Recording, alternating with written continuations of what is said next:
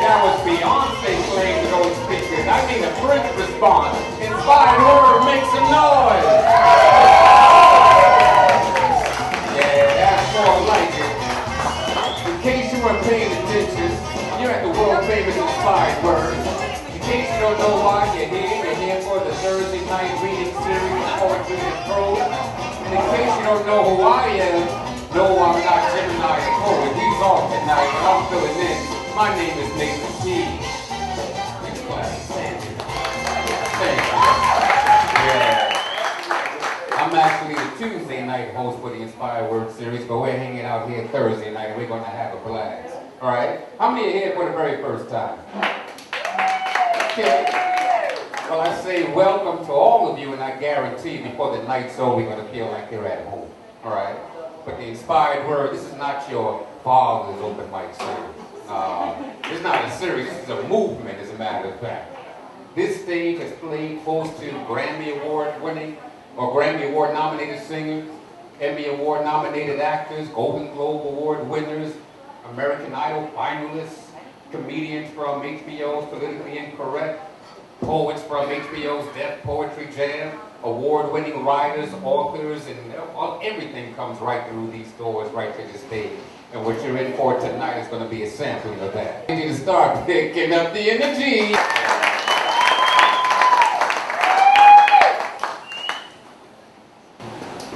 Coupling from VK. Somewhere between a spring-like winter and a winter-like spring, I lost you. Lost you even as you strolled beside me. Over clams and calamari at the Little Owl, over chicken curry kebabs at Kissing. You concealed the matter behind smiles, behind drinks. And what was the matter? That you had fucked half of Manhattan and all of Queens. That your exes in dark puffy coats circled your building like fat birds of prey, waiting for me to leave, to swoop down and feast. What was the matter? That only countless men with rough talons and piercing beaks could drag you back to what the first man you knew subjected you to. That no man, certainly not me, could convince you of another kind of couple. Dinner might as well have been my body. Not satisfied, you devoured strawberry grapes, their guts smeared across your lips. In bed, I drank Macallan to sleep, but could not sleep, could only watch. Y'all ready for the next performer? Yeah. I need you to start picking up the energy.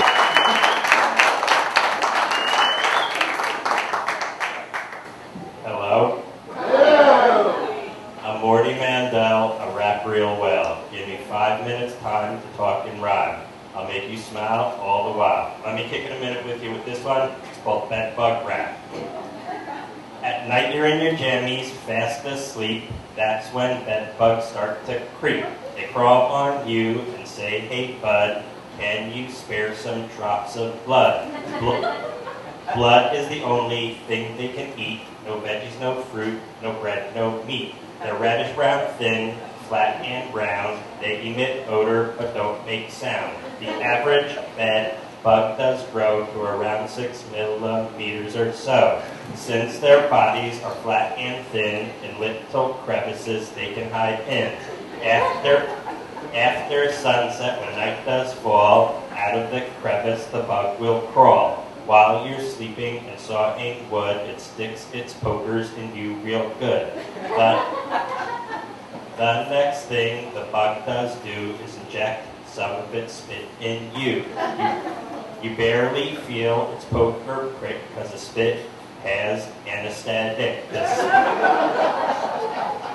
The spit has anticoagulants too, so your blood won't pump when sucked from you.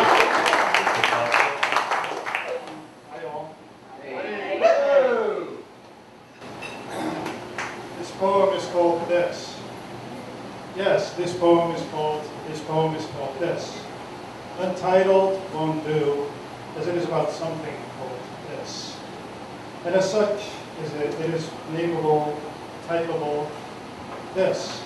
If nothing else points here at the piece of paper I hold with these words I speak, the words I share with you snaking into your ears, starting with my tongue between my teeth, widening my mouth, then retreating the tongue muscle, and whiffing a terse of breath, cut off with an S before a second syllable could even start.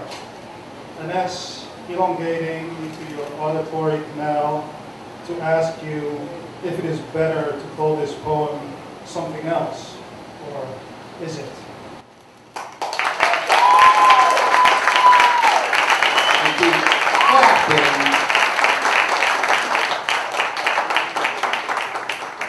How y'all doing, New York?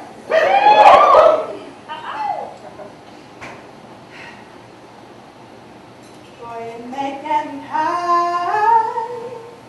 You don't know what you're doing, baby. Got me feeling inside. I'm just crazy for you. I just want to breathe you and inhale your presence and invite your essence to fill me up while I'm relaxing with your aura. When we part, I find myself wanting more of yours, so real, sex appeal. See, the inside of you attracts my biology. And as we casually speak, I sit next to you and your energy, and it's unlike any other brother I've ever seen in his lifetime. And your mind is where I'm trying to be. So, during this captivity, let's free up and explore this destiny, this ism/relationship. It's growing and becoming immaculate, and I really want to mind sex you. And as we mind sex us complex words to please. Your fingertips tease my soul so fast while watching you tip your wine glass. I drown in the thought of how your kisses taste better than chocolate store-bought from Godiva. Your fire gets me higher than I ever thought I could be. Mind-stimulated ecstasy, especially poetically, magnetically, I'm drawn to your zone, my king. Let's go home. I let our tongue roam across body temples. This mental experimental was intoxicating my passion, invigorating my action to act on you. Less sex strong sensually, you stimulate me mentally. Let's go home and bring mind sex to reality.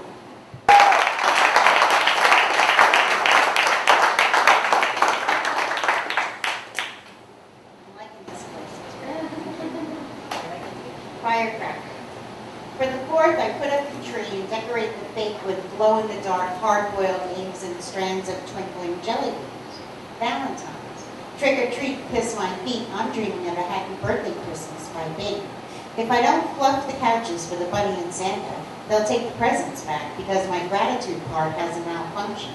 Sure, I assume the gushing grovel and pose wide-eyed as the oh my god you shouldn't have jump out of my sweet potato pie mouth. But after a couple of hours, I feel a vacancy in the who loves me pocket and whine, you owe me something. After moving the coffee table through the memorial doorway to the heavenly barbecue, I dust the floor with confetti mixed with shredded paper towels for the manger and the turkey.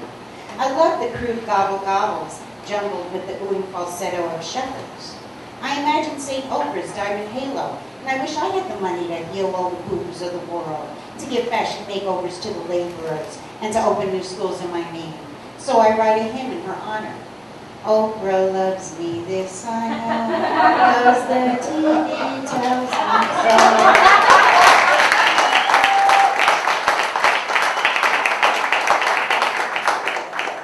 Sometimes if I get such an applause in the beginning, I don't know that if I should do a piece because maybe my poem is not as good that I get such applause as well.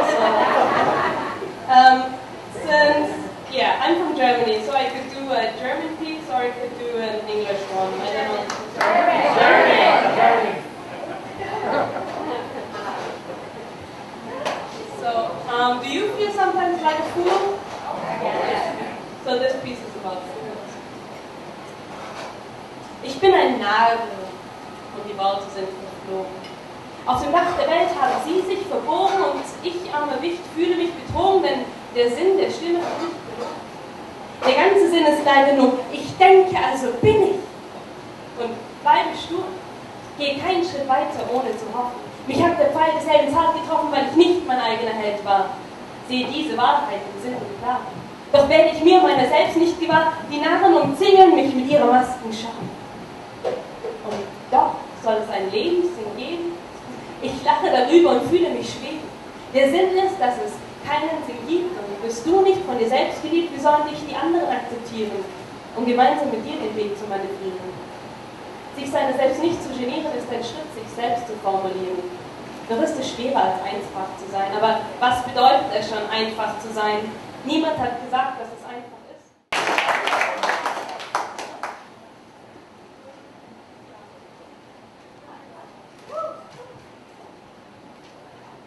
I've lived in New York my entire life, but I was raised in Motown. As a young blood, I met foxy ladies and cool cats that sang with school masses in their throat. This be them times when 5 guys could shake their groove thing and still sing about what it meant to be in love. Baby, the funkadelic rhythm you're feeling when it's time to clap, stomp, and move. Them other fools ain't got jack squat on these brothers and sisters because they didn't jive for. Each record was a loaded textbook. They gave the lowdown on how to walk a mile in your lady's shoes so she wouldn't walk a mile away from you. They be romantics like it's a business. This be college before tuition. The University of Peace and Love. Barry Gordy was the principal I never knew about. He made sure no jive turkeys got a gig, just the best, you dig? On my first day of class, I sat next to the Temptations. These fellas made me hip to the hip talk. They told me that if I could never love another, that I ain't too proud to beg for my girl. Stevie taught the class. There were things I wondered about. So he gave me the sight to see what he could not. If I came signed, sealed, delivered. How y'all doing? I gotta say I love the inspired word.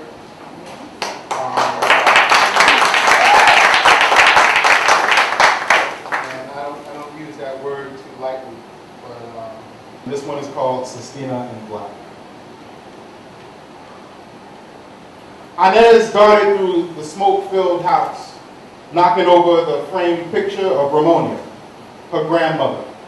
Kenny, her son, intent, was loading the shotgun. It shined sleek black from the light outside where fire brightly proclaimed the cross. Many white sheets, shadows against the burning barn. Followers of the good book watched as her father wriggled, kicked, and finally swung with the breeze a heavy flag. A shock snatched the whole scene. They scrambled to the trees as cars sailed into blackness like ships. Stanza 2. The floor above shed scraps of light on the shackled bodies carpeting the hull of the ship. Hama, a sweat stinging cuts in wrists, ankles, clenched his eyes and pictured protection for the journey into oblivion. His family.